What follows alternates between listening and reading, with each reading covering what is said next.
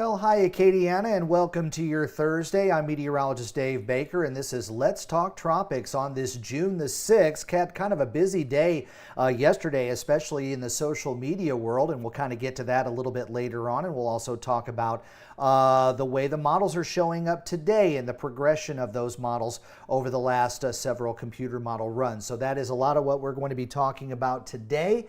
And we'll also revisit an old tropical storm where we have an anniversary that's happening today. Let's go ahead and start with our webcams here, traffic cams. Boy, what a really pretty day across Acadiana. 87 degrees here in Lafayette. Mix of sun and clouds, and for once it looks like we're not going to be seeing rain across Acadiana this time around. Did want to go back in time though, back in early June of 2001. There's many of you that remember Tropical Storm Allison. Wasn't a super powerful storm, but it created massive flooding across Acadiana, very similar to the flooding that we saw during the flood of 2016. And I lived in New Iberia back at this time. And there was one morning, because Highway 90 and LA 14 were both closed, I had to go all the way up through Breaux Bridge and then come back on the I-10 back into Lafayette for a work day because of all of the flooding that was going on in areas of Broussard and Erath and Delcombe and down toward Youngsville. Was just devastated with the flooding. And I'll tell you, back then, all those new subdivisions that are out there now were all sugarcane fields, and they were all under about 2 or 3 feet of water. And now we've got a lot of stuff that's been built up in those areas. So we'll have to wait and see what happens if we get another tropical system like this. And these are one of those June kind of torn up type of weak tropical systems that just slosh their way around. And Tropical Storm Allison is one of the few tropical storms, I think it might be the only tropical storm that had its name retired because of the massive flooding that occurred in Texas and Louisiana. So let's go ahead and get started. We'll go on a satellite tour here, and first we're looking at the big picture of the Tropical Atlantic Satellite. And we've got a number of tropical waves. You got a tropical wave here, you got another one right there, and then you've got another one that's stretching here across the central part of the Caribbean. You're also probably noticing this big blob of convection that's right in here. This is more of an upper trough, and it's kind of connected with this particular low here with a frontal boundary that kind of drapes down, but that's been causing some significant flooding over parts of the northern Caribbean. Looking a little closer view at the Caribbean, there's a lot of rain that's over Jamaica and Cuba, and then those bigger thunderstorms and that flooding rain from Puerto Rico over to around the Virgin Islands. I think this is eventually going to get caught up in the westerlies and be pulled back out to sea, so our friends that are out there in those far outer islands may start to get some relief from all of the heavy rains. Central American satellite, for the most part, the western Caribbean is relatively clear. We've got some thunderstorms there on the west coast of Central America on the Pacific side, and then you're also seeing some other rains that we were talking about here over Cuba and Jamaica up in here. Those are some flooding rains that could bring some problems there. A little closer to home on the Gulf of Mexico satellite. For the most part, it's clear. We've got more of a ridge of high pressure that's out here off to the east, and that's bringing in those winds in from the south. So that's why things are nice and humid. We've also got a frontal boundary right there. So dew points might be dropping off just a little bit. And then if you notice out here, this kind of milky color here, that's still some smoke from fires that have been over Central America. And it looks like Central America is actually going to get some help with some rain, with the possibility of some tropical type of moisture moving in. For now, though, the National Hurricane Center not giving any chances for any tropical development over the next several days. But I did want to point out, this is one of those images that kind of went viral on social media yesterday afternoon and evening. Now, first of all, I'll point out that this is a real image. But it's also a real image from a computer model run that was maybe 2 or 3 model runs before what was current when this finally started to go viral.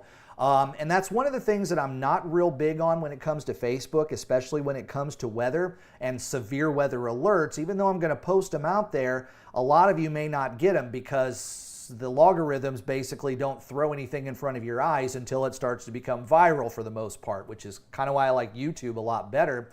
But we are looking at the possibility of some tropical development in the southern part of the Gulf of Mexico.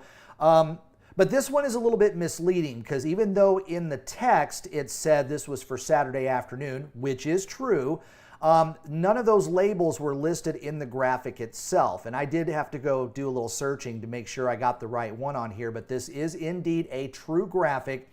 And I believe this was from the 6Z model run yesterday. So that would have been run at 1 o'clock in the morning on Wednesday morning. And by the time this went viral, it was already well into Wednesday afternoon. So this particular model had already had 2 or maybe 3 additional runs from this. And yeah, it looks pretty scary on there. It's a low pressure area, a closed low. It would probably indicate a tropical storm. With the pressure there, I think it was 992 that was on there. But again, this was the worst looking model that was available at that time, and a lot of folks picked it up. Now, why is this a good thing? Well, it's making everybody realize, yes, it is indeed hurricane season, and yes, you do need to be prepared. Why it's not so great is it is kind of misleading because it was already an old model by the time it got thrown out there, and whoever shared this pinpointed the worst frame of the worst model that they could find at that point. So it's not a good representation of what the trend of the models was doing. So let's go ahead and go through the trend, and let's start with what we showed you yesterday. This was the newest model when we did Let's Talk Tropics yesterday. So this was the very latest, and you can see that there's low pressure trying to develop over the southeastern part of the Gulf of Mexico, but it kind of festers. But we're going to go forward in time here. So this was the model run before that. So remember that first model run I showed you, this one here that we showed you yesterday? This was actually 2 model runs past the one that was shown in that viral post. So this is the following one, which is still showing some lower pressures in the eastern Gulf, maybe drifting over toward Louisiana, but nothing real defined. And the model before this, we showed this to you yesterday, again, a trough of low pressure mainly in the eastern part of the Gulf of Mexico. This one looked a little bit more impressive. This was the, actually this is the latest of the GFS model. So this one just coming down and finishing up within the last few minutes. So you can see when we go back, this is where we were. We still have some trends in here of some lower pressures, still kind of sloppy, but as we get closer and closer, it still does seem to be putting a top of tropical system maybe here over the southeastern Gulf of Mexico. So I'm getting a little ahead of myself. Now, this is not a very good scenario for Louisiana. I don't think this is going to be a hurricane.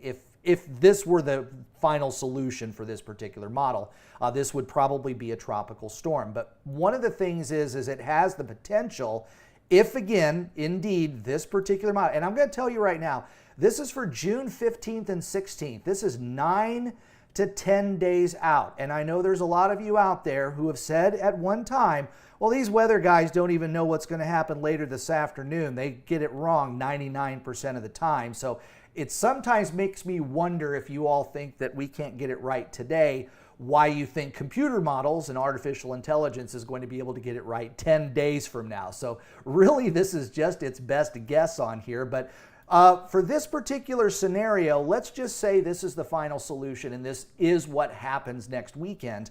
This would not be anything good for Acadiana because it would be pulling in all of this moisture from the Caribbean and wrapping it around that low pressure area and then pulling it into Louisiana. And at the same time, this low would be forecast to continue to move over to around Texas.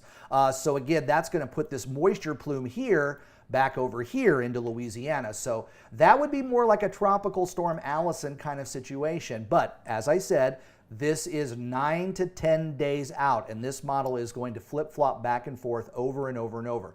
But I also wanted to point out the Euro model. This is the latest Euro model. This is actually from this morning, and you can see there's kind of a broad trough of low pressure over the eastern part of the Gulf of Mexico that kind of wants to fester, but it doesn't seem like there's anything real defined. At the very least, I think there is going to be more rain through the Yucatan Peninsula in Central America, portions of Cuba, and maybe the southeastern United States as well. So the reason why I'm not thinking that this is going to be anything big is let's look at the shear map. And we talked about this yesterday, that wind shear tends to tear apart developing tropical systems, or at least give them a hard time as they're trying to squeeze their way through. And on today's shear map, all of that red that's basically here in the southern part of the Gulf of Mexico would totally rip apart a tropical system trying to get going. There's just way too much wind shear there. But let's fast forward 9 to 10 days from now, and you can see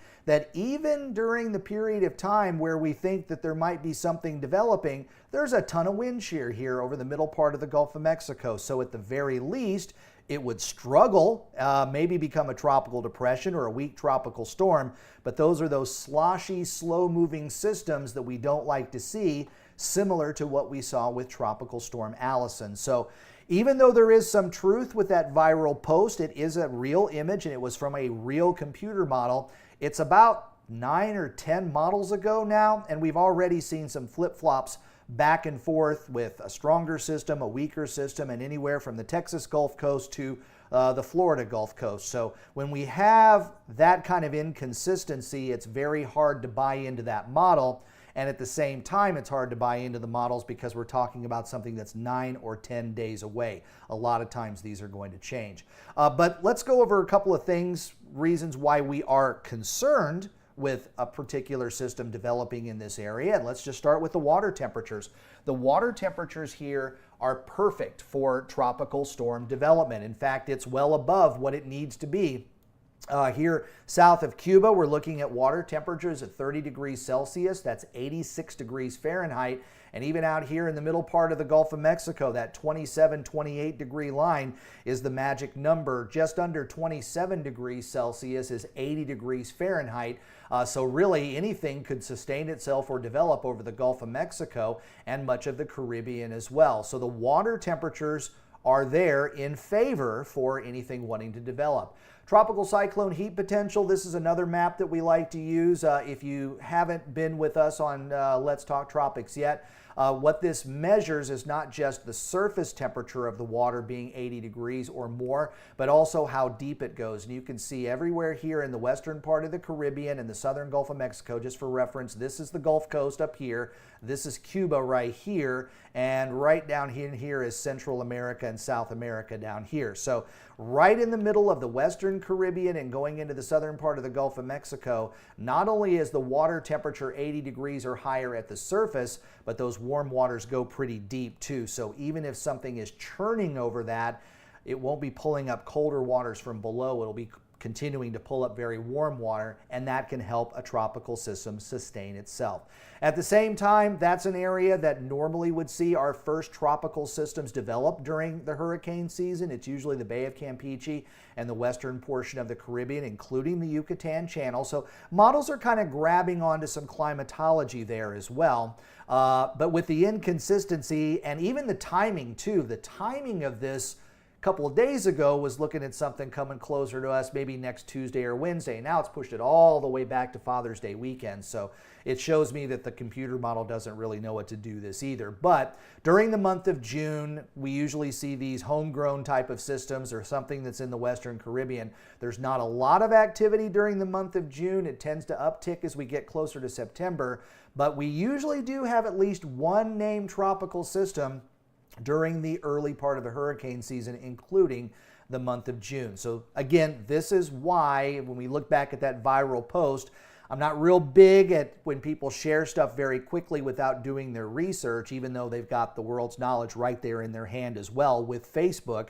But I can't stop people from sharing these different things, but just sometimes take a breath, give it 5 minutes, do a little investigation with that phone that's in the palm of your hand that has all of the world's knowledge right there. So you don't even have to go to the library anymore, but just do a little research before you share. But on the good side, the reason why I'm glad that this was shared is because it does bring a lot more attention to the fact that it is hurricane season and this is the time to make sure that you're ready. That way, when a tropical system does approach the area and threaten our region, you will be ready for that and anything that it may throw out at you. So I hope you enjoy Let's Talk Tropics, and I hope I cleared up some of the rumors here as well. And again, talking about Facebook sharing and Twitter sharing, just sometimes take a look at the graphic, make sure that it's from a good source. And look, I've seen not just regular people sharing things like that, I've seen people in my profession that tend to pinpoint with that one particular model that looks horrible and throw it out there. Is it clickbait? I don't know. I'm not that kind of a person who's going to throw clickbait out there, even though I really want more subscribers to my YouTube channel for sure. So if you do like Let's Talk Tropics and Acadiana weather today, please go ahead and like this video and also subscribe to the channel. Tell your friends to, and turn on those notifications. That way you know when the next Let's Talk Tropics will drop. Or if we go into severe weather mode, I do have a live severe weather stream that we'll do from time to time. And then each and every weekday morning, we have Acadiana Weather Today, which is just a short morning chat on the upcoming weather conditions and how they're going to affect your day.